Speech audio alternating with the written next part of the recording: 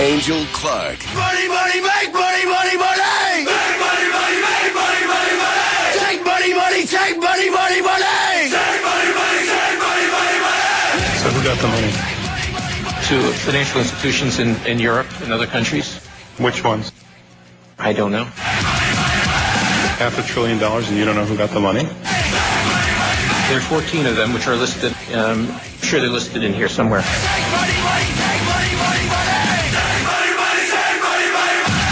You're listening to Angel Clark on 92.7 WGMD. Welcome back to the Angel Clark Show. You know, I actually have on the line with me a friend of mine. His name is Corey Moore, and he's one of the people that's out and about who is my age and also a broadcaster. He's from Ohio, and I wanted to get someone on the show to talk about some of the differences in opinions that we see regarding age gaps and generation gaps. Corey, thank you so much for joining us this evening. Thank you for having me. Yeah. Now, can I look? I need to get your opinion on something because I was just getting basically chastised in the last hour because I told my listeners that if my candidate did not win the nomination for president, that I would write in the person that I wanted instead of voting, the Republican Party line so that we could get Obama out of office. And I think this is part of the generation gap that I'm referring to. Although it's the wrong generation. I was talking about the even younger generation. But you see, I don't want to have to compromise on my principles to vote for the lesser of two evils because that's what we've been doing. People have been voting for the lesser of two evils, and look where it's gotten us. Absolutely. And a lot of the problem, I think, lies in the fact that people don't pay attention as close as they should. A lot of older people are set in their ways, and they think that the parties, the Democrats and the Republicans, fall in the same realm that they did when they were growing up, and that's not the case. I am of the belief that both parties are the war party. They both like to go murder and steal from the American people, and we don't really have a true representative of the American people. So younger people in general are starting to wake up to this, whether it is the Occupy movement or even some people in the Tea Party. Americans are starting to wake up to this to a certain extent and saying enough is enough. We're going to stand up for our principles, and we're going to vote for the person that we think is going to follow our principles, or even better yet, we're not going to vote anymore, and we're going to do the change in our own lives. Yeah, now, one thing that the caller said to me is he said, well, when Obama gets reelected, then I'll call you and say thank you. And, I feel like maybe then we should also be calling everyone that voted for Mitt or for John McCain in the primary for the Republican Party. Should we call them and thank them for Obama being president? Hey, it sounds like a good plan to me. I mean, with logic like that, it's hard to tell where we can go from that. But yeah. I think we should do that, Angel. I think it's a good idea. Well, it's just kind of a continuation of the blame game to me. Don't point fingers at me because I refuse to compromise. Maybe if more people refuse to compromise on their beliefs, then we wouldn't be in the situation we're in now. Absolutely. And, if, like you said, if we stop compromising our beliefs, we won't be in the situation we're in. And the difference is we'll have a positive change. We can't just sit back and vote for Mitt Romney. Mitt Romney is not going to change anything.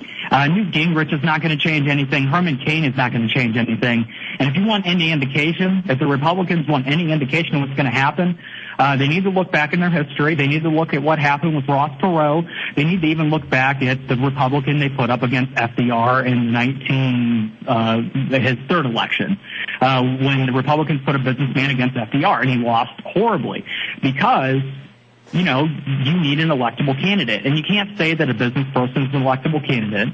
I mean, sure, Mitt Romney's electable, but you have people like Gary Johnson in the race and Ron Paul who are consistent and don't have the baggage and are able to actually influence people in a positive way. So stop backing people like Mitt Romney who are just flip-floppers and back people that are genuine. Yeah, I think this concept of someone being electable is what's gotten us into this mess in the first place. Because who decides what is electable? Who decides how a candidate is electable? I mean, I know they kind of laugh and point at Ron Paul, and they laugh and point at Gary Johnson, and they say that these gentlemen aren't electable, but both of them have been elected to positions in their state. Absolutely. They are continuously elected. I mean, Gary Johnson was the governor of a 2-1 Democrat state. If you wanted a candidate that could beat Obama, that would be your candidate right there. I mean, he's proven that he's able to beat Democrats. He's able to reach out across the aisle and bring in those independents that are so often forgotten about, especially in this race. And if the Republican Party doesn't wake up and doesn't realize that they have an opportunity here, that they can put up someone like a Ron Paul who has mass crossover appeal, they're going to lose. I mean, who else do they have? John Huntsman, who's basically Romney? I mean, there isn't really anyone else in the race. Yeah. Yeah, I mean, in my opinion, there's really not.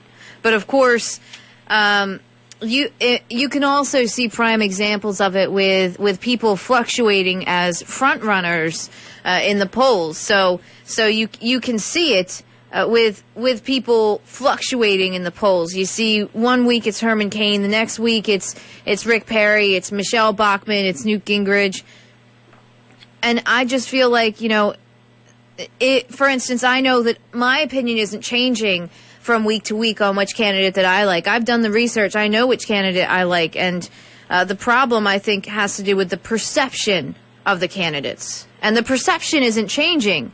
The perception isn't changing. It's just that these people are realizing that there are flaws in these candidates.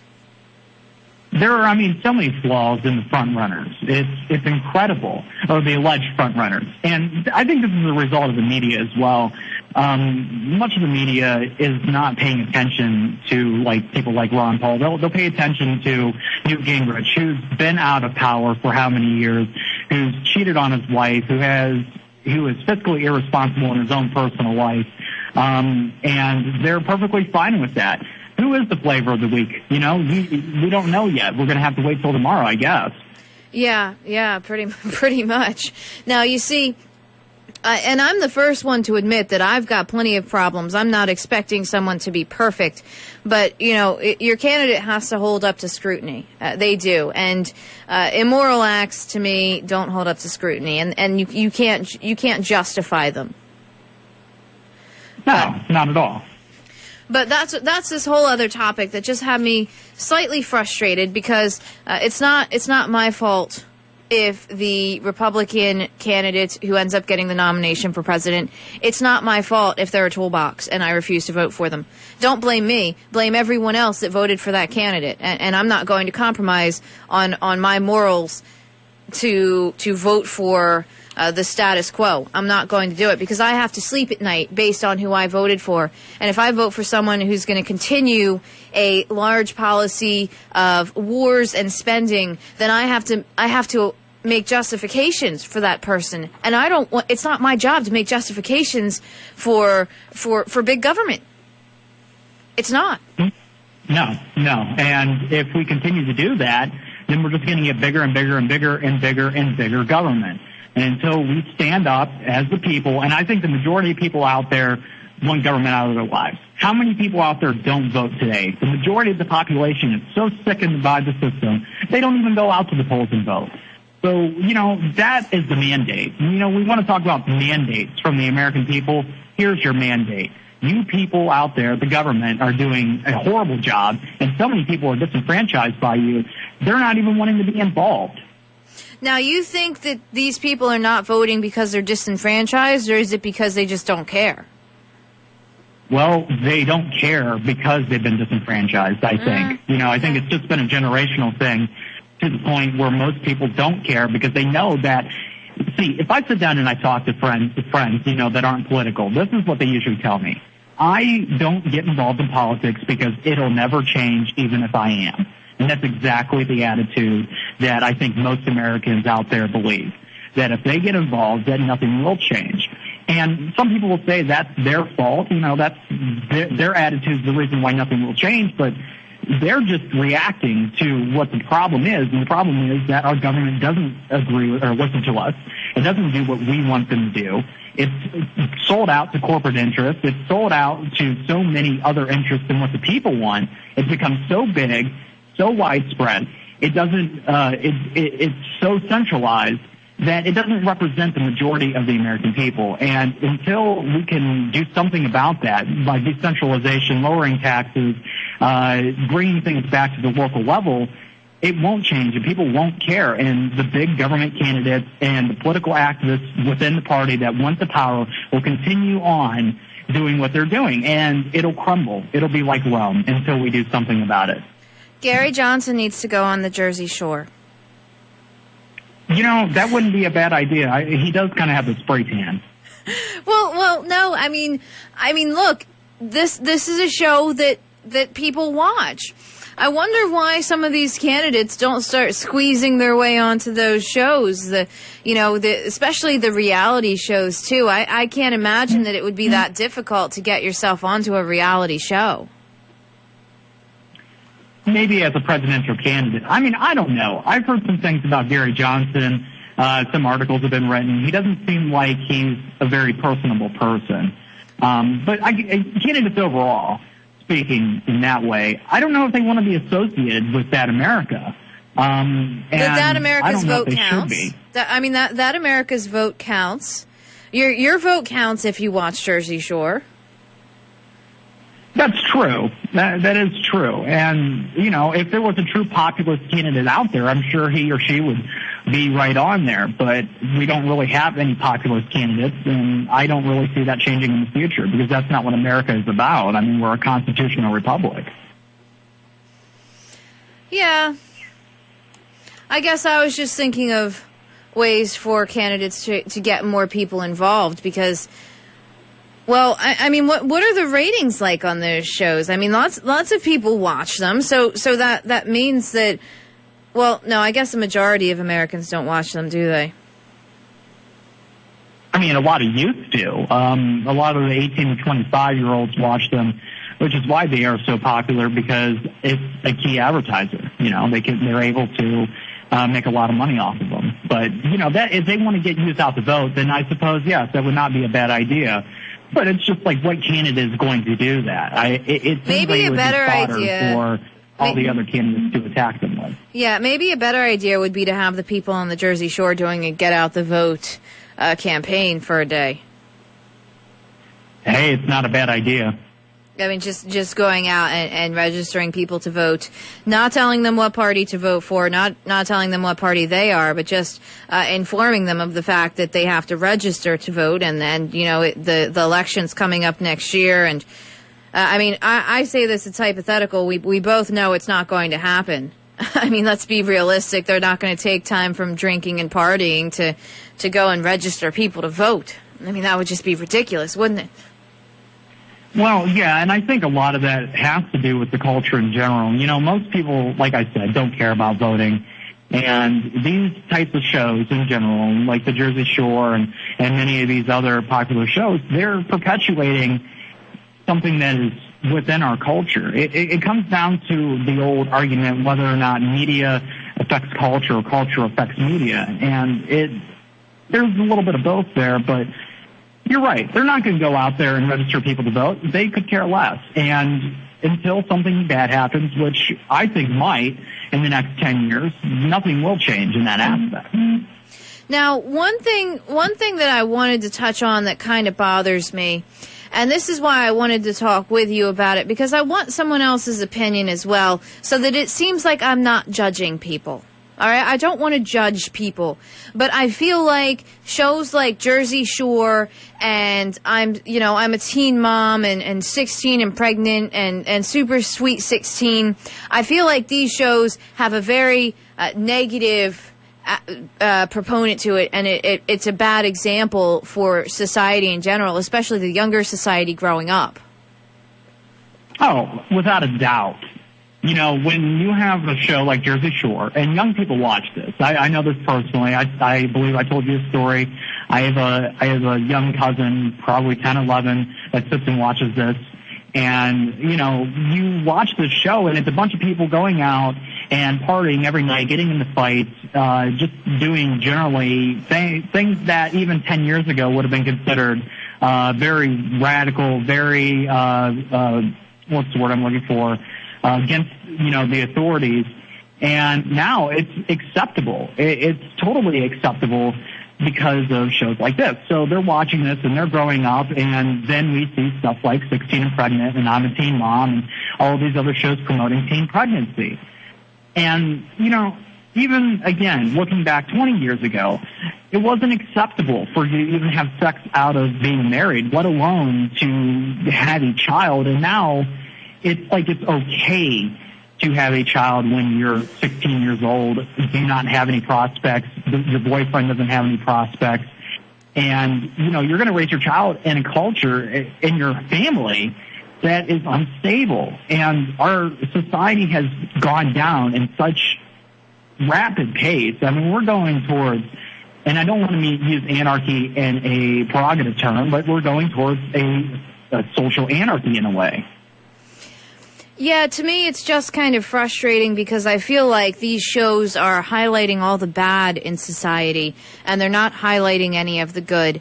And many younger people that are watching these shows, and when I say younger, I mean, you know, the kids that are 10 to 16 and they're home from school and they're sitting on the couch and they're flipping through and they watch, I mean, look, I'm going to throw this out there. I watched Beavis and Butthead.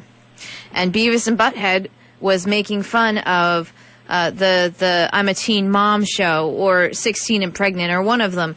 And here's the teen dad, and he's supposed to be out looking for work, and he's sitting at home playing his Xbox 360 while, you know, the mom is dealing with the baby, but really the mom is the one that's doing all the work because they're sitting in the mom's house.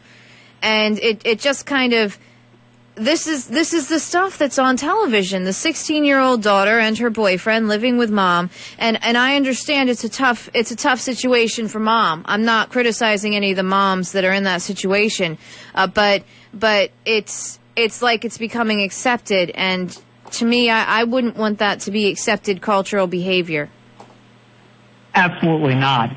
You know, with the man aspect, and this is something that I've sat down and analyzed about a lot.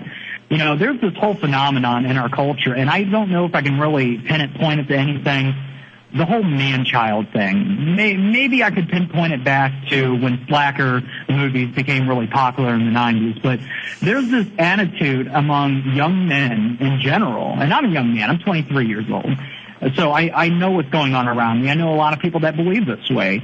The whole idea is that, you know, you're not a man until you're 30, and you can act like a man-child, you can play games and not be fiscally responsible and not do the right thing and, you know, do whatever you want to. And we aren't teaching our youth today, and we haven't for a while, that you have to grow up and be responsible at a decent age. And that's not 30 years old, that's more like 18 to 20 years old. Well, see, I feel like you can grow up and be responsible when you're ready to grow up and be responsible. But when you bring another life into this world, then you need to grow up and be responsible because you're no longer acting for yourself. You're acting for this life that you brought into the world. And I feel like that changes the situation. Also, I'm creeping up on 30, and I hate the concept of actually having to grow up. But it's probably kind of hypocritical for me to say that when I just chastise other people for being irresponsible. Well, I guess it depends on what you mean by growing up. You know, I'm obviously not that experienced in life, so I can't give a definitive answer what it means to grow up. But if you have your stuff together, you know, and if you're able to take care of yourself, you know, I think that's growing up for the most part. I mean, there's a lot more to it. But, you know, like you said, in this example, and I watched Beavis and Butthead too, so I remember what you're talking about. This guy had a child on the way. He made the decision to, you know, do the deed, get the girl pregnant, They were going to get married, I guess, I think, and he needed to find a job. And this is another thing that's really interesting as far as men goes. We're so we're so influenced to go to college today. Yeah. That we need to go to college and have a good job. There are so many trades out there that are begging for people to work them. Hard work, hard labor that built this country up from a backwater farmland to the great industrial nation we are today. And nobody wants them because they were promised a degree and a $60,000, $70,000, $100,000 a year paying job if they just went to college. So we have this entitlement attitude where people like this 16-year-old kid who gets this girl pregnant doesn't want to sign work because they've been taught their entire lives they are entitled to a good job and they'd much rather sit back, be lazy, and play video games rather than going out and striving to do the right thing and getting a good paying job. Yeah, I guess, you see, I feel like there is a time and a place for everything. I do the working and playing of the video games. So I feel like you can juggle both responsibly. But part of that is because I already have a job. You know, so I'm not, I have a job. I don't have to go and not play video games because I'm trying to find one. I will say, though, that I probably should do the dishes more often. just so doing that. And I even have like a washing machine, like a dishwasher, and the sink is always full, and I don't know why. I don't. It's like somehow some gnome. You know what? I know it's a gnome because gnomes creep me out, and they would do it just to get to me. Some gnome comes in every night and eats off of 12 of my plates, even though there's only 2 people living in my house, and puts them in the sink so that I have to deal with them in the morning. As long as he's not stealing your underpants, I think you're okay. Right? I know. All right, so what we have established is that we both watch Beavis and Butthead and we both judge the younger generation. I kind of feel like I'm sitting here shaking my fist saying kids these days, but I can't help it if the things, I think it's better to say that I see interactions on social networking that leads me to realize that things are changing in society. Things are changing in society. You've got 10, 11, 12, 13-year-olds interacting on social networks at a much deeper level than they did in the past. And I think that changes that changes the interactions and the way that kids are raised. You see people, you see 12-year-olds with cell phones, and I got my cell phone when I was 18, and it was on my own plan, so that my dad or mom wasn't responsible for my massive text messaging bill. So it's just, I think, children growing up faster. They're growing up faster, and I don't know if that's a bad thing or a good thing. I think time will tell on that.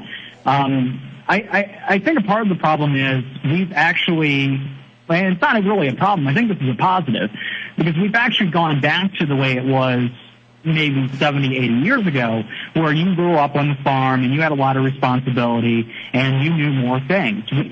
We have coddled children, I believe, in the past, since progressivism has become so perpetuated in society. We've coddled children, treated them like they need to be in a bubble and they can't learn anything about the world around them, and then comes 18 and you throw them out in the world for the wolves to get. That's why so many kids go off to college, party it up, drop out, or it could be part of the reason at least. So this whole growing up quicker thing, knowing more about the world around them, this might actually be a positive. Really? I guess yeah. I can understand some of that. I think the reason why it gets to me is because it's so intrusive.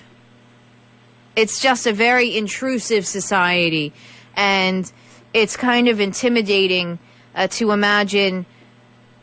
Like, I see people that have kids, and their kids have Facebook pages from the time they're in utero. So it's intimidating for me to imagine literally growing up as an infant with a Facebook page. I saw a cartoon that was like, the way we remember our ancestors, and it's like, oh look, I found this old picture of my grandfather, and it's in black and white, and he looks really cool. And then it's the way future generations will remember us, and it's like, oh look, I downloaded my great grandmother's Facebook profile. So it's just like this difference in comparison. But with the internet and with social networking and with all of these tools, it brings up an interesting case that, we will have more transparency in the future. We will understand the thoughts and feelings of so many people because it's all being archived.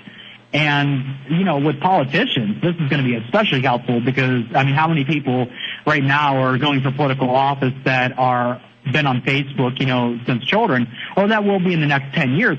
And all of a sudden, you can pull up all these databases with all of these people's Facebook interactions or MySpace or Friendsters and look what they said on such and such date in 2008. And, it'll level the playing field. No one's perfect, God. And it will actually open it up to show that people have real emotions. It's more transparency. Is that a good thing or a bad thing? I don't know. There is privacy concerns. And we want every aspect of our lives to be shared with everyone around us. There is such a thing as discretion and privacy, and these are positive things in people's lives. But with social networking, people, like you said, since infants, they're coming up now, and they're posting all their thoughts and feelings on these Facebook pages. And will that be a good thing? I don't know.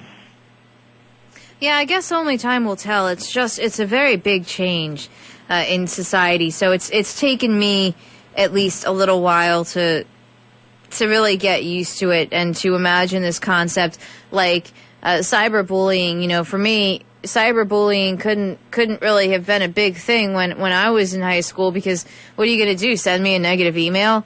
Now it's like you can make an entire school attack someone's Facebook page, and it's this whole different world. I don't know.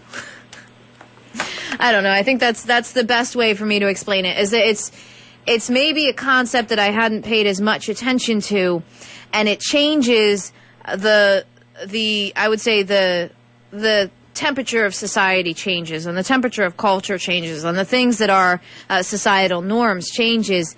And some of that is positive, I think, but some of it is also negative. And I see some of the negative in some of these reality TV shows, and I'm getting a comment online. It's not good for kids not to be kids. We're wanting our kids to grow up too fast, and I think it's so they realize how strenuous life is, and how we need to mature before our time, basically. And that's true too. I guess it is good for kids to be kids and to have fun, but the world is a tough place, and I don't know. Maybe I can't answer that. But I can see the negatives. We're talking about negatives of the social networking and the change of culture.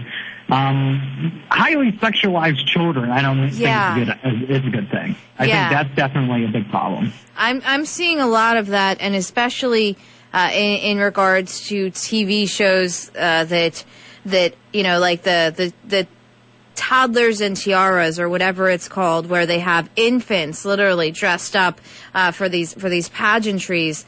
And I think that children are being over-sexualized too young, which is unfortunate. And in some cases, they're not getting the sexual education because the parent's not thinking that your child's going to be thinking about sex at the age of 9, 10, or 11. Yeah. And that's something that we used to worry about in inner cities, because it was that, and I don't mean this in a racial way, but just like poor communities tend to have less cultural values than more wealthy communities. And they, something we used to always worry about, teen pregnancy and stuff, but it didn't really happen in the suburbs at all. And now it's become so commonplace everywhere. I hate to say it, but maybe it is time for us to have more morality. Maybe it's time for people to start going back to church. I never thought I would hear you say that. But I will say that what I have found actually is some of the lower income communities put even more emphasis on family. But like, for instance, I saw a story where a 4th grader had been raped in school by another student, and that's not the kind of thing that you expect to see. And part of the reason I think that we see things like that is an over sexualized community, over sexualized children. But they're just following their parents' footsteps. Generationally, there are so many parents that are single parents or aren't married or been married multiple times. I grew up in a household like that, and it definitely does something to your self-esteem and your psyche in general. It really makes you start to think that this is behavior that's positive, and I don't think it really is. I really think that a marriage, whether it is a straight marriage or a gay marriage, a marriage where you have children, that's the best way to raise a child. And, may call me conservative, although I just advocated for gay marriage, but call me conservative, I really think the family is a vital function of our society. No, see, I do believe family is a vital function of our society. However, my parents got divorced when I was at a young age, and I honestly think it was the best thing that ever happened to them because they bickered back and forth when we were kids so much that I grew up in a household where there was fighting. So it was actually a positive thing for me to see my parents get separated because they stopped fighting. Now, I never had any real psyche issues about it because I knew that my parents loved me. They just didn't love each other anymore. I was, 8 or 9 at the time. And so it was an easy concept for me to grasp. If this means the fighting stops, then that's a good thing.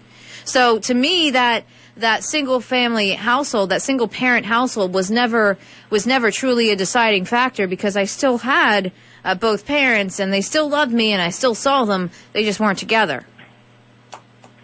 And it can be positive for a lot of people, but it's become the norm rather than the exception. Yeah. If it was the exception, that's one thing, but it's become the norm. It's the divorce rate is at least 1/2 of everybody that's getting married is getting divorced. Not to mention how many people are having children, not being married, and it puts a financial strain on the child. It takes away their ability to have a future because that one parent has to take care of that child. And in your situation, it probably was better because you still had both parents. They may not live together, but they were both supporting you in one way or another. In my situation, that wasn't necessarily the case. And in a lot of people's situations, that isn't the case. And it causes parents to neglect their children, so the children run around and do whatever they want, and they don't pay attention. They don't have the time. Many parents have to go and work 2-3 jobs just to survive, and they leave them with God knows who do God knows what to them, and you screw the kids up in a lot of ways. Now, see, that's actually something I have a piece in front of me today, and I never quite got to it because sometimes I don't get through all of my stories, but it's the concept of in a household where the parents stay together. Some of the parents are actually not working now because they can't make enough money working to send the kid to a daycare or to some kind of care program, and that in some ways can be a positive thing because you get more of the influence from the actual family themselves. But I think the divorce rate is also something that we should touch on for a minute because this is bothering me. I'm seeing people that are our age and they're getting married and they're going in with this thought process that it's okay if it doesn't work out, I can just get a divorce. And that I understand that frame of mind, and if you think that way, that's your own prerogative. But that's not something that I want to hear, and that's not something that I consider positive. I consider marriage to be a commitment, and if you can't stick to your commitments, then why bother? Absolutely. So many people get into that relationship and think the exact thing you just said. Well, if they anger me or if it doesn't work out, we could just get a divorce. The consequences be damned to them often. And the consequences usually are when they have children. It's one thing if you're married, you get a divorce and you never had any children. You're not really bringing anything out of this, maybe a pet. There's nothing in the relationship that's holding it together other than your so-called love or commitment for each other. But once you add the child aspect to it, you created a whole different environment. Yeah. And it's so sad. But people jump right into marriage. I've heard so many stories about people that will find their so-called soulmate and get married a couple years later. And then 5 years later, they're unhappy. And now they have children. And what do? Well, I'm going to get a divorce And that's going to make everything better. And it usually makes things worse because of the things that I outlined earlier. The child doesn't have the positive reinforcement in their life. They are shifted around everywhere. They have no stability. And it's very hard. It's a very selfish thing to get a divorce when you have children, I think. Well, getting a divorce, I guess it depends on the situation. For instance, is getting a divorce better than cheating on your spouse? Well, it depends on what you mean by cheating. Having sexual relations with someone other than your spouse without your spouse being aware of it, or without your spouse's consent.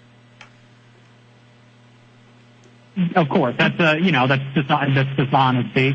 Now, there are some people, and this is a trend that's continuing. I saw a special on this on CNN about a month ago. They were talking about it, where a lot of marriages are becoming more and more open because they recognize the fact that the structure is important, but maybe not the relationships they have outside of it. And I don't know if this is a bad thing necessarily. People have needs and wants, and it's much better to be open and honest about those rather than hiding it and causing more strife when that eventually comes out.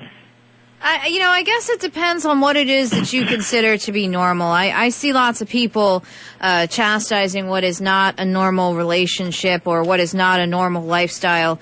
And I'll put it like this. When I was a child, I was criticized and called names. I was called a dork or a geek or not normal because I like to study philosophy. I liked science fiction. I like to read a lot. I like to do math problems, which no one in their right mind enjoys doing.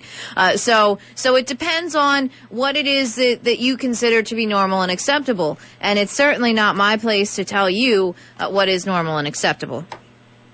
Absolutely not. And that's the other thing, too. People oftentimes want to use the force of government for social engineering. And we see it every single day, whether it comes down to home buying credits that the government gives on tax returns or the promotion of certain lifestyles like Defense of Marriage Act, where the federal government won't recognize same-sex marriages. There are so many of these examples out there where government is involved in social engineering. And social engineering, for those out there that don't know what it is, it's just the government promoting a behavior that it considers acceptable. By using the use of force, which government is inherently, by using the use of force to shape people and have their lifestyles be the way you want them to be, then you're no better than, the common thief on the ground. You're no better than the kidnapper. You're no better than the ransomer, the blackmailer, because you are trying to force someone to do something that they don't want to do. My opinions here about what a proper family life is are just my opinions, and that's the way I will live my life. But I don't have the right to tell anyone else on the face of the earth that that's the way they should be living, because it's not my business. I can just be a positive influence on other people's lives. I can talk about it and try to show by example that this is a good thing. And I'm also open and willing to change my mind if the evidence appears to be otherwise. Yeah, and I think that's something as well that is important, is the possibility of changing your mind, because I think many people don't consider the fact that they could be wrong. And this isn't geared towards any particular side. This isn't geared towards, right or left or independent or libertarian. This is just saying that many of us don't like to be wrong, and I personally am one of them. I don't like to be wrong. I really don't like to be wrong, but that doesn't mean that I'm always right. So, regardless of that, look, I lost my train of thought because I was going off on this tangent and I started thinking about the last time I was wrong, which was not fun. All right, so regardless of that, do you think that reality TV, have you seen any positive reality TV that you think will be positive towards society? I really don't watch a lot of reality TV, but I think if you can classify certain contests as reality TV, maybe like The Apprentice, oh yeah, where you have someone like Donald Trump who has people do tasks and learn how to be self-sufficient and work on a team. I think that's positive reality TV. American Idol's positive. Those competition shows like the X Factor and a lot of those. I mean, those are positive because they're showing people that with hard work and dedication and determination, you can make something out of yourself. Like, when you look at things like Jersey Shore and 16 and Pregnant and things that promote lifestyles that are damaging to other people, that's when reality TV turns into something negative. I think that's something that we need to touch on a little bit, too. Things that are damaging to other people.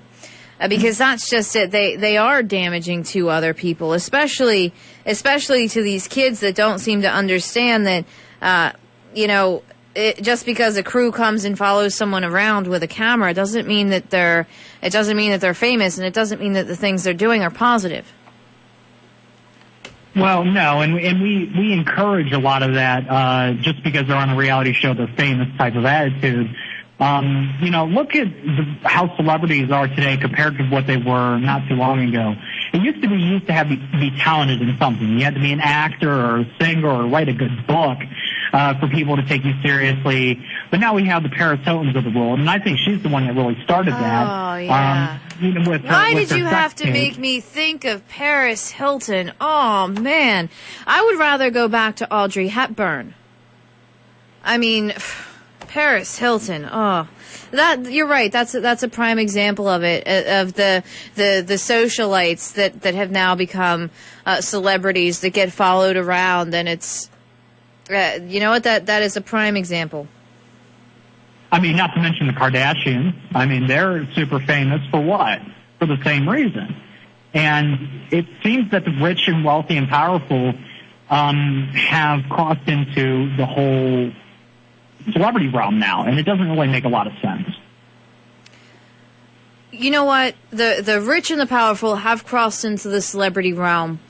You're right in so many ways, especially the Kardashians, Paris Hilton, and it certainly wasn't that way in the past. But also, I think that part of the problem is that many of the rich children were not taught proper values. So they engage in acts in public that the paparazzi picks up and the paparazzi slams it all over the front of every single newspaper, and kids growing up think it's okay and think it's cool. And the reason why they think it's okay to engage in these kinds of acts is because they weren't taught the difference between right and wrong as a child. No, they're a product of their environment, which often leads, these people aren't taught the difference between right and wrong. They're allowed to do whatever they want because for the wealthy, and I'm not trying to attack people that have moderate wealth, I'm talking about the massively wealthy people. For the most part, they can use their money to get out of almost anything. They can use their money to go and, look at Paris Hilton, another great example, or Lindsay Lohan. How many times have they done something that is totally destructive and just gotten away with it? Shoplifting, or driving, recklessly, and many of these things. And they get a slap on the wrist, a little probation, they go to jail, but then they have a photo op. It's, they don't get what many people out in the real world get. They aren't like the black teenager who's found a little bit of crack and gets 40 years in prison, Yeah. Lohan can go out there and do as much cocaine as she wants, and she don't have to really worry about it, but she gets like 7 hours in lockup. Because he has a couple of crack rocks. Yeah, she gets like 7 hours in lockup and then comes out acting like she's contrite and she's changed. And she gets, the $4 million for an interview afterwards about what her 7 hours in lockup was like. Absolutely. And I understand as a journalist and as a media personality and studying journalism, I can understand why the media is so goo-goo gaga about celebrities, because it's soft news, it makes a lot of money, and I can't blame anyone for that. It's really, the problem is the audience is so receptive to that. That's what people want to know about. They don't want to know about what's going on in Libya or what's going on and other places in Africa where there's genocide. They don't want to really know what's going on with the wars. There are great journalists that do that, but they're not nearly as popular. What they want to hear about is what went on with, like, Paris Hilton or any celebrity. And, that's what makes money. And, that's another thing in culture that has changed quite a bit. No longer does Walter Cronkite get on the news and say this is the news and talk about the war in Vietnam. There isn't anyone out there doing that anymore. We'd much rather talk about the silly stuff. What? I was just having this discussion. There isn't really any investigative reporting anymore.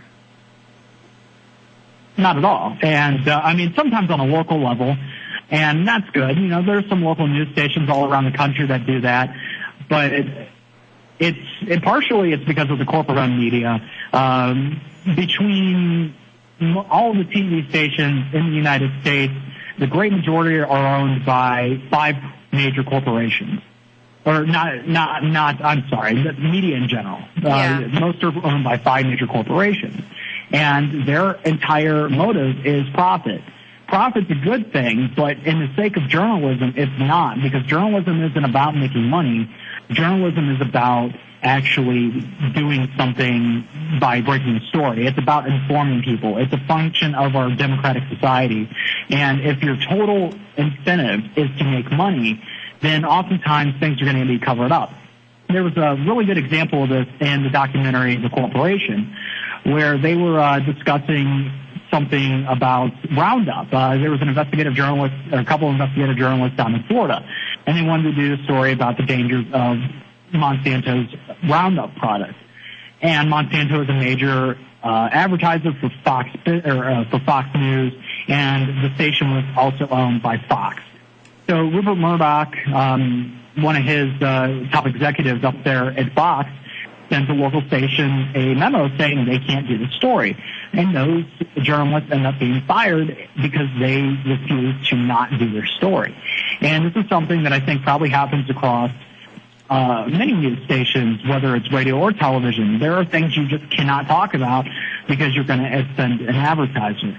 And it's understandable, but at the same time, it kind of corrupts journalism in a way, if you get what I'm getting at. I do, and I think it's a tight rope to walk on, that line, what is entertainment and what is journalism.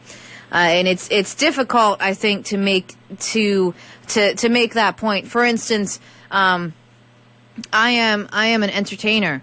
I am not here to give breaking news to people. I am an entertainer. However, if there is breaking news, we do give the news to people. But I think that sometimes people forget that the entertainers you see on television, they're going to be biased. And just because they say it doesn't mean that's exactly how it happens. No, there's flair and everything else. And it is so that the program is more interesting. I think most people out there should sit down and go to their community college and take a class about the basics of media. If more people were media literate and understood why media acts the way it does and how it works, so many more people would not buy into the Nancy Graces of the world who will sit and put out a story for 6-7 months, and milk all the money she can out of it. They won't sit down and buy into the sensationalism. They'll understand that it's purely for profit. And I know as a libertarian-minded person, it's probably a bad thing for me to say that I don't agree with profit for everything, but it really is a negative thing when it comes to news. Yes, I see what you're saying by that. When someone is getting paid by a company and by advertisers, they're not going to be non-biased when it comes to reporting regarding those advertisers. If one of my advertisers hypothetically had done something wrong, there's a chance that I wouldn't tell that story based on the fact that if I told that story, they could pull their ad.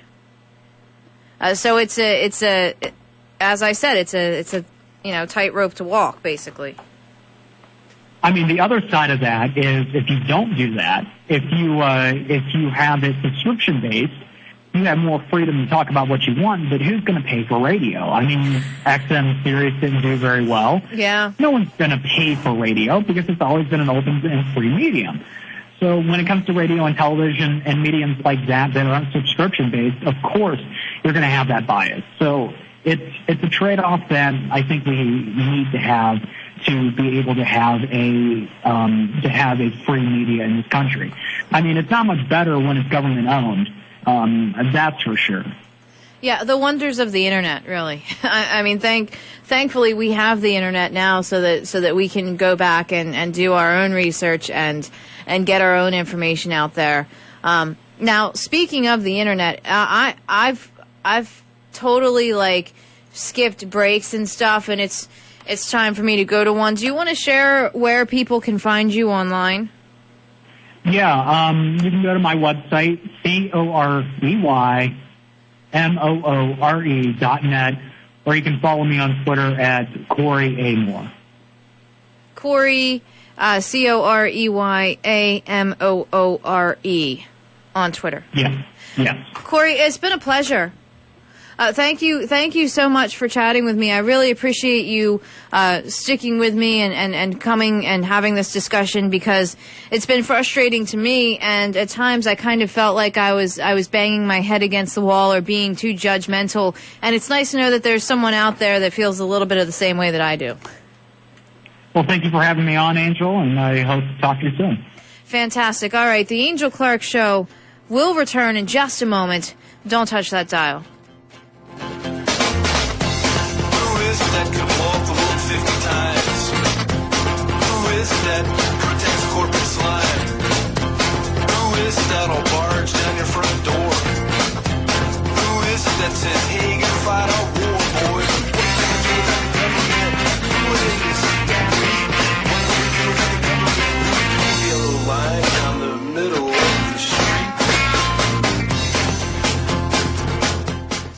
Forget the little stuff. Think big for the Black Friday sales event at Boulevard in Georgetown and Lewis. Sign and ride in luxury in a 2012 Lincoln MKZ for only $399 a month. How about a big boy toy, a new F-150 XLT 4x4 Super Cab for only $289 a month? Or how about a 2012 Ford Focus SE for just $179 a month? Or how about a 2012 Ford Fusion SE Moon and Tune for only $199 a month? We're open at 7 a.m. Black Friday through Wednesday the 30th. Forget the little stuff. Think big for the Black Friday sales event at Boulevard in Georgetown and Lewis.